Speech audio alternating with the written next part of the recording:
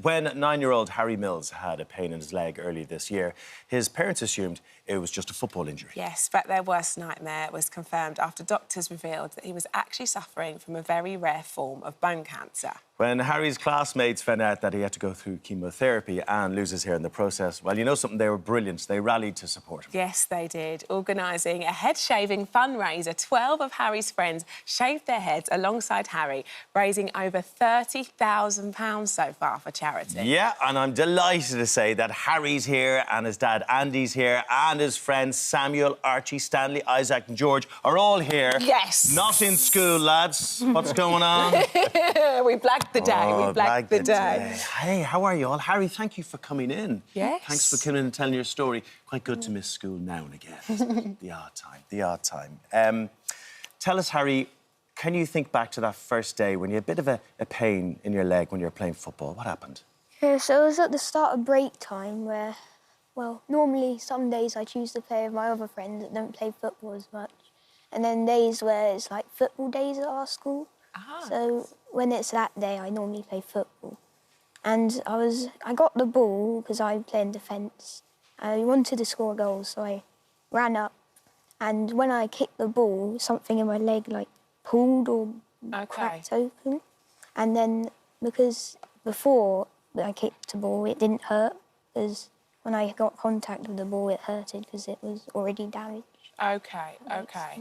So, and I suppose for you, Andy, at that point, you assume that it sounds quite logical that it would be a football-related kind of wear and tear injury. Yeah, exactly. I mean, there was no contact, so just assumed that he was kicking a ball and he's pulled his muscle in his leg. He came home, he was limping around, so we had a spare walking stick that we'd had in the house for a few years earlier. So he was using that for a couple of days and was off school for two days, but then he started to get better. Went to school for a week or so, then he was still limping, so we went to physio. Had a couple of sessions there, they massaged it, looked as though the knee was swollen. They didn't think it was a meniscus tear, the knee looked OK from that perspective. And they gave him a bandage to strap it up, some crutches, compress it, and about 2 weeks later, he was fine. He was actually walking around again, started playing football again, started playing cricket. But then suddenly he was limping again a week or two back into that. As a parent, you think, oh, I've pushed him back too soon from a muscle injury. So rested it again, but it just wasn't getting any better. So I contacted a knee surgeon that had operated on my knee earlier in the year to try and get an appointment for myself for a follow-up. I thought I'd try and tag Harry on the back of that. So we went to see him 2 days before we were supposed to go on holiday. He did a X-ray and said he'd try and do an MRI tomorrow so we could go away. But he got the X-ray and he came back. He said, we're going to do the MRI today. I've seen a crack on the bone and I'll call you later with the results once I've seen them. OK. So we got that phone call that night and he said, I've spoken to some specialists. It looks like a tumour's burst out of the bone of his leg, so you won't be on holiday. And it's been forwarded to the appropriate team in the NHS, and within a week we were seeing the specialists at the John Radcliffe in Oxford, and it all just snowballed from there, really. Wow. It's just the most I can imagine the most unexpected phone call you could have probably ever received as a parent. That was awful. And then when we saw the specialists and they'd seen the scans they showed us and the X-ray, you just looked mottled on his femur. The MRI scan, you see a sea of white everywhere. And the guy said, this is an aggressive, rare cancer. Highly likely to be. We haven't done the biopsy yet. So we'll do that today, etc., and do some scans over the next week or two. And he ended it with, if we can treat your child. And, of course, as a parent, you just hang on that word, if. And, of course, Harry didn't know at that point. He just thought he was going to get his leg looked at. But that was an awful 2 weeks as a parent. Yeah, very, very difficult. And, yeah, for the family, it was very, very difficult as well. I can only imagine. Harry, what a confusing and scary time for you as well. Can you remember what it was like? It was very, scary because I didn't really know what I was going through. So I didn't really know what tests or whatever they'd be doing. I didn't really know what was going on, and I just felt really nervous and scared every time I went into a room. that wasn't like a giant X-ray thing. Of course. Because it's of course. complicated and it's scary. Yeah. As I said, there's big words and big machinery. Yeah. But Harry, that's when you need all your friends. And your friends were absolutely brilliant because you knew you were going to have to get chemotherapy. And when you get chemotherapy, you can lose your hair. You knew that was going to happen. And this is when the lads came in. Tell us what they did. So they all did a fundraising thing to shave their heads for me and raise lots of money. And then it all started when one of my friends came home and asked a question to his mum. What happens when don't you lose hair when you have chemotherapy? And then the parents thought of an idea to if we all did it as a group and then raise lots of money. So brilliant. It's so brilliant. And you must realise that you have a brilliant group of friends around you, right? Samuel, was it a no-brainer? Was it one of those things that you thought, do you know what? If my best mate here, Harry's going to shave his head and he's going to potentially lose his hair for chemotherapy, we're all gonna get involved. Yeah, like I thought, like if he's gonna do, he'll be alone at school, like one bald head and everyone else with hair. Yeah. Like that's a big difference, and also like we're gonna also like I mean like it's a lot of stuff like Harry's gonna go through, and we wanted to be there for him. That is so thoughtful. And then he'll never be alone. Oh, you guys. Oh, my goodness, you're giving me happy tears. Auntie Russia's got the tears coming. I don't blame you. Oh, goodness George, me. Tell me, what was it like when you had that hoop? Where's George? Hey, you're the cheeky one. I remember you. I remember you. Tell us what it was like that day when you all shaved your heads.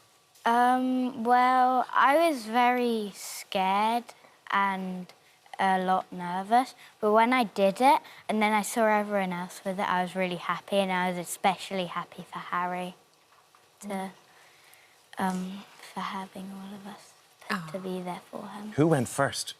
Me. Harry. I think it was me. Harry went first. Harry and I went first. You two went first. Well, OK. All on the same day? Yeah, we did it on one day. It's a lovely warm day. It was really good, actually. And then you went next? Yeah. Yeah? Well, I think with Samuel. Me and I got after Archie and George. Yeah. Yeah, I went with George and me. Oh, well, I mean, he's such a good pal of yours, Sorry, Harry, isn't I'm just, it? I Well, I don't blame you, because it's just such a beautiful story of gorgeous friends, and I think we could all learn something. Yeah, from it, couldn't we? absolutely, yeah. How are you doing back there, guys? Look what you've done to Rochelle. I know, this wasn't the plan, boys. I thought you were all nice. Tell me why Harry's such a good pal to you two guys back there. Harry's a good pal because he always likes to play with us. He's very supportive and he loves to play video games, run around, but sadly now he's got chemotherapy, he can't do that with us. Yeah, we've known him since reception. We've always been his best pals, his bestest friends, and yeah, when he got the cancer, it was all really sad for that of us. Yeah. For your friendship group, I can imagine. But you're all pulling through. And I know you've got a big operation coming up soon. Yeah. But it's all roads up from here, right?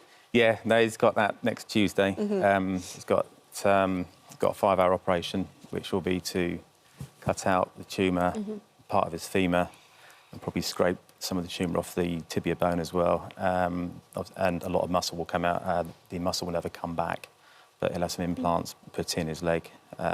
During that, the biggest part is making sure the nerves and the blood vessels are out of the way. I think the implants can grow with him. Yes. But they last about 3 or 4 years whilst he's a child, so he'll need those replaced. And then when he's an adult, I think it lasts about 10 to 15 years. Okay. But he's got that sandwiched in between the chemotherapy. He's got 18 rounds of chemotherapy. Wow. He's five down. It's not easy. It's not. It's not. But Talk to me, Andy, about when you look at the friends and what they've done. I mean, there's so many highs and lows and the roller coaster of emotion, but that's amazing. Special. And it's not just these guys. There were 7 others that did it as well. Yeah. You know, they're at home. And this is during the school holidays, and they were all saying, I want to shave my hair, so they're all getting in contact, and I'm sure some of the other boys in his class would have done it as well had they known. But the fact they did it for Harry was just amazing, because it was one thing that he said straight away about losing his hair when he was told. It's a big thing. It's a big thing. Really big thing, isn't it? And yeah, the fact these boys wanted to do it. I wanted to do it for him initially, and then of course we did the charity piece afterwards. But it was really nice. As a parent, it was just great to see that my son had friends around him that are really supportive. Been raised all very well, all of you. I know that you've already raised over 30... 31.5, that's for Young Lives versus Cancer. I think it was younglives-versus-cancer.org.uk. And we're going to pop your Just Giving page Oh, lovely. Oh, yeah, on brilliant. the screen now. There we go. Should we add to it? I tell you what. It feels right, doesn't it?